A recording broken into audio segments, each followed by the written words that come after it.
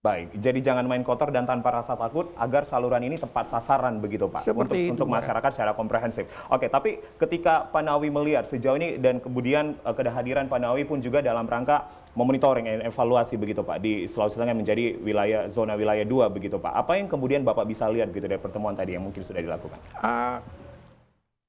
Kedatangan kami di sini memang tidak fokus untuk soal penyaluran anggaran ini. Pak Sekda juga tahu dengan teman-teman dari perwakilan BPKP juga tahu, kami memang punya kegiatan yang sudah lama berkesinambungan, yaitu antara lain soal pemulihan aset-aset daerah yang sekarang banyak terbelang kaya. Tadi kami mencatat ada sekian banyak aset daerah itu sampai saat ini, khusus untuk pemerintahan provinsi maupun daerah tingkat 2 yang tidak sama sekali punya akta-akta atau dokumen soal pemilikan. Ini di kemudian hari bisa menimbulkan persoalan.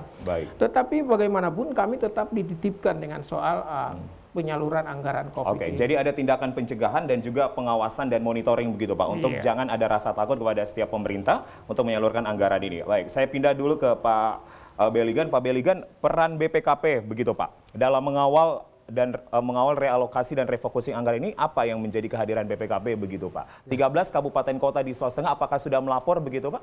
Ya. Terima kasih Pak. Kami mungkin sampaikan sebagaimana perintah dari Kepala BPKP, itu kami diperintahkan pertama sekali adalah membuat Satgas tim teknis pengawasan dan pengawalan penanganan pandemi COVID-19. Kemudian yang berikutnya adalah kami akan memantau seluruh kabupaten kota, baik provinsi juga sudah membentuk satgas terhadap pengawalan ini. Dan ternyata sebenarnya seluruh kabupaten kota dan termasuk provinsi sudah membentuk satgas. Kemudian diantaranya juga kami berfokus kepada akuntabilitas. Akuntabilitas di dalam kondisi bagaimanapun, walaupun ini dalam kondisi darurat pandemi, tetapi akuntabilitas tidak boleh ditinggalkan. Walaupun mungkin banyak lebih diberikan kepada kemudahan supaya banyak orang, jangan sampai orang tidak tertolong dulu gitu. Itu yang pertama. Peran kami berikutnya adalah kami juga mengawal terhadap Satgas Provinsi yang selalu mengundang kami setiap ada pengadaan barang, misalnya seperti kemarin ada pengadaan VCR yang sangat penting bagi masyarakat. Kita itu diundang dulu bagaimana untuk pengadaan ini, apa ketentuannya. Tentunya kita mengacu pada peraturan-peraturan yang ada, termasuk peraturan LKPP. Dan juga terhadap refocusing anggaran, baik tahap 1 maupun tahap 2, itu tetap kita kawal, kita memonitor ke daerah dengan melalui Vicon, kemudian juga kita lihat hasilnya bagaimana, dan kita sesuaikan dengan instruksi Menteri Keuangan.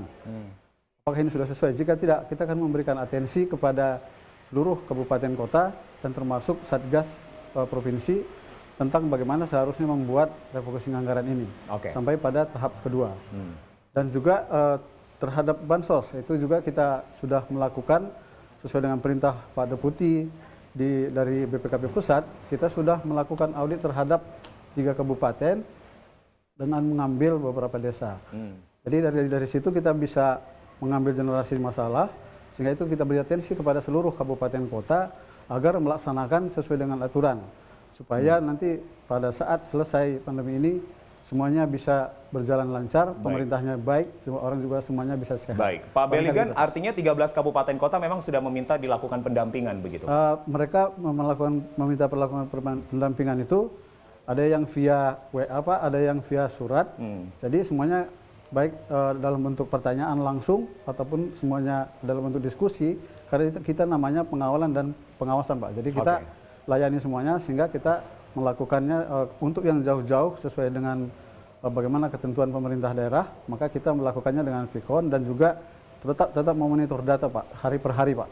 Baik. Karena Satgas kita itu bekerja sejak awal mulai adanya Satgas itu sampai saat ini masih terus bekerja untuk memonitor itu. Baik, kami pun juga membuka begitu akun sosial media BPKP memang sangat aktif begitu Pak untuk melakukan pengawalan hingga melakukan pengawalan begitu Pak bersama dengan Pemprov. Saya ke Pak Nawi kembali. Pak Nawi, ketika kita berbicara tentang penanganan atau anggaran penanganan COVID-19, sebenarnya ada titik-titik rawan yang bisa ada potensi dilakukan korupsi begitu. Itu di mana sebenarnya Pak titik-titiknya? Ini kita bicara Indonesia mungkin. Hampir semua ruang ada kemungkinan ruang untuk melakukan perilaku koruptif itu, hampir semua ruang di dalam itu, dia khususnya dalam soal pengadaan PBJ itu sendiri. Kami sangat berharap banyak juga sama teman-teman perwakilan BPKP di setiap daerah dan LKPP, karena mereka inilah yang sebenarnya diberikan mandat di daerah untuk menjaga ini. Saya katakan bahwa semua ruang sangat terbuka untuk melakukan perilaku koruptif, maka kembali kepada pemerintah daerah itu saja dalam pelaksanaannya.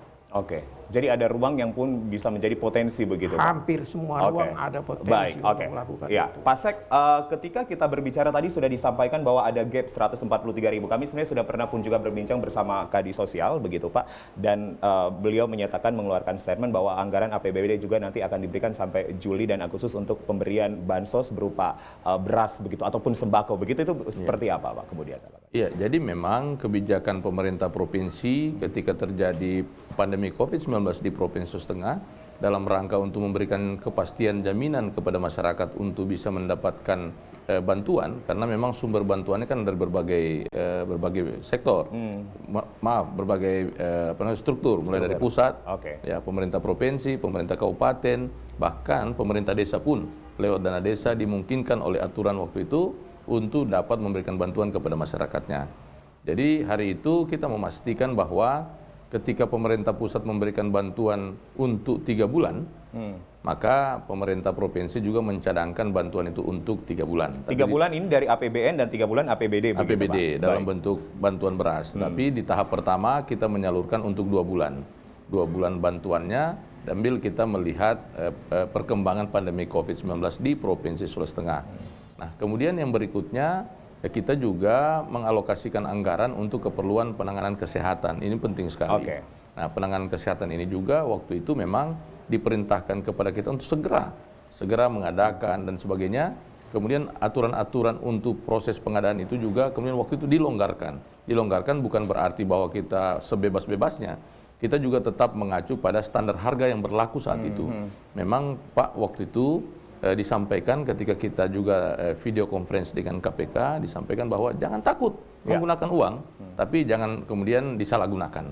Alhamdulillah semua proses pengadaan dikawal oleh BPKP dan teman-teman dari Kejaksaan dan Kepolisian, ya semua dilakukan berdasarkan ketentuan yang ada. Jadi ada standar harganya dan sebagainya. Dan bisa disampaikan kepada kami begitu Pak, artinya penyalurannya on track begitu Pak sejauh ini? Bansos ataupun juga yang lainnya begitu? Kalau bansos bukan kontrak. Bansos itu kita berikan bantuan keuangan pada pemerintah kabupaten kota berdasarkan jumlah masyarakat miskin yang terdata di kabupaten kota itu, yang mereka didata dalam DTKS.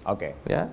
DTKS itu, jadi di Kabupaten A akan berbeda jumlahnya dengan Kabupaten B. Data terpadu kesejahteraan sosial, Pak. Iya, itu. Di setiap kabupaten kota. Jadi kita berikan berapa jumlah masyarakat miskin yang terdata di sana, dikali sekian rupiah untuk satu kepala keluarga, kali 10 kilo beras itu, maka itulah angka yang kita berikan kepada kabupaten tersebut. Dan dilanjutkan diikuti dengan ketentuan tentang pemanfaatan dana itu. Sehingga kami kemudian setelah menyerahkan bantuan itu kepada pemerintah kabupaten kota, memastikan bahwa dana itu betul-betul digunakan untuk keperluan memberikan jaminan sosial kepada masyarakat dalam bentuk bantuan beras. Atau kemudian pemerintah kabupaten kota memastikan jika ada hal yang lebih penting lagi, yang dimana mereka menganggap bahwa bantuan itu diperlukan untuk menangani sektor lain yang lebih penting lagi, karena pemerintah kabupaten kota yang lebih memahami masalah di wilayahnya, maka dana yang dikirimkan kepada pemerintah kabupaten kota itu dapat digunakan oleh pemerintah sepanjang dana itu dapat dipertanggungjawabkan. Baik, artinya Pak akan bisa melebar begitu tidak hanya ketiga sektor kesehatan, ekonomi dan juga social safety net.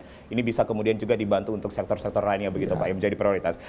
Pak Beligan, BPKP diberikan mandat khusus Pak oleh Presiden nomor 9 2020 untuk meningkatkan akuntabilitas. Tadi sudah dijawab sebagai gugus tugas untuk melakukan pendampingan dan pengawasan keuangan negara Pak. Akuntabilitas bisa kemudian dideskripsikan Pak apa yang kemudian harusnya dilakukan begitu Pak, accountable. Ya, terima kasih Pak.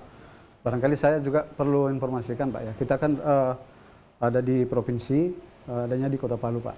Kemudian kita mempunyai APIP yang ada di seluruh kabupaten kota. Jadi mereka juga sangat kita perankan dengan cara surat edaran Kepala BPKP yang nomor 5 dan nomor 6. Pertama review refocusing anggaran, refocusing kegiatan relokasi anggaran. Kedua review pengadaan barang dan jasa. Jadi ini kita mintakan kepada seluruh APIP itu agar melakukan itu, dan sebelum melakukan kita melakukan penjelasan Pak, melalui Vikon bagaimana langkah-langkah untuk melakukannya. Dan setiap periode kita minta laporannya. Dan dari laporan itu kita mintakan apa yang perlu dipertambahkan lagi, apa perlu ditingkatkan lagi, itu kita sampaikan ke seluruh APIP. Jadi dengan memerankan APIP di daerah, mudah-mudahan kondisi penggunaan anggaran yang refocusing yang ada di daerah juga bisa dilaksanakan secara akuntabilitas, Pak. Oke. Jadi akuntabilitas ini memang agak berbeda ya pada dalam kondisi normal barangkali ya. Di Apa yang menjadi perbedaan begitu Pak sisi akuntabilitas ketika kita bicara anggaran COVID? Ya, ketika anggaran COVID ini tujuan pertama adalah terselamatkan dulu masyarakat yang terkena atau terpandemi itu terselamatkan dulu, baru kemudian setelah itu akuntabilitasnya itu harus lengkap juga. Jadi kan nanti pada suatu saat kami sesuai dengan perintah Kepala BPKP nanti akan melaksanakan audit terhadap hal ini. Jadi bukan berarti kalau beli ya beli saja gitu, tapi akuntabilitas tetap dilakukan. Artinya sekarang misalnya kalau penting ya dilakukan pembelian sesuai dengan Kebutuhan, Pak. kebutuhan supaya orang terselamatkan dulu, baru nanti kita lihat akuntabilitasnya. Akuntabilitas tetap sesuai dengan apa yang disampaikan oleh Bapak dari Pak Nawai dari KPK tadi, itu tetap harus dapat dipertanggungjawabkan, Pak. Artinya akuntabilitas itu tetap penting walaupun dalam kondisi pandemi. Baik. Itu, Pak. Oke, kalau Pak Nawawi sendiri Pak melihat sisi akuntabilitas begitu Pak. Kadang-kadang memang ini banyak menjadi pertanyaan. Biasanya akuntabilitas ditambah lagi dengan transparansi data begitu Pak yang banyak menjadi sorotan warga begitu Pak. By name by address, kemudian juga bicara responsibility. KPK melihatnya seperti apa begitu Pak peruntukannya dari ketiga sisi ini Pak? Akuntabilitas, responsibility dan juga transparansinya Pak. Itu memang elemen-elemen terpenting di dalam pelaksanaan daripada penyaluran anggaran ini. Tapi semuanya itu kembali kami memang berharap banyak. Kami dengan BPKP itu LKPP terus berulang untuk bagaimana agar segala aktivitas langkah yang dilakukan itu termonitor dengan baik. Oke. Ya. Tadi juga kembali kepada yang sempat di ruang-ruang yang mungkin di apa. Titik-titik rawan gitu Pak menjadi potensi korupsi. Kami juga mengingatkan gitu. Kebetulan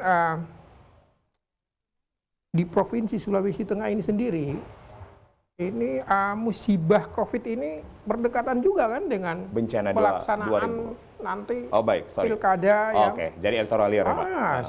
Hanya sekitar beberapa bulan lagi kita tidak ada penundaan untuk pelaksanaannya. Dan sama kita ketahui bahwa untuk Provinsi Sulawesi Tengah ini sendiri ada kurang lebih berapa kabupaten kota yang akan 8 gitu akan mengikuti itu. Nah, kami berharap tidak ada yang memanfaatkan ruang-ruang ini untuk mencoba menyisipkan kepentingan-kepentingan tertentu. KPK akan mengawal electoral year begitu Pak, artinya di tahun politik ini juga nanti dari sisi pengamanan. Sangat itu kami lakukan pengawalan yang begitu luar biasa. Beberapa daerah mulai ada nuansa-nuansa seperti itu. Misalnya dengan melekatkan potret-potret sang kandidat itu di dalam kemasan-kemasan karung bantuan dan lain sebagainya. Baik. Itu kami beri perhatian. Dan itu sama sekali sebenarnya tidak diizinkan begitu Pak, artinya memanfaatkan kesempatan. Perilaku koruptif biasanya berawal dari hal-hal yang semacam itu. Pemanfaatan situasi dalam kegentingan seperti itu. Baik, Pak Sek, tanggapan Anda kemudian ketika kita akan memasuki tahun politik, karena memang pun juga dari KPU sendiri belum memberikan jawaban apakah ditunda begitu Pak. Opsi Maret 2021 pun juga masih menjadi bias hingga sekarang ini. Apa yang menjadi tanggapan Pak dalam pemanfaatan yang benar-benar ketika kita bicara anggaran COVID ini Pak?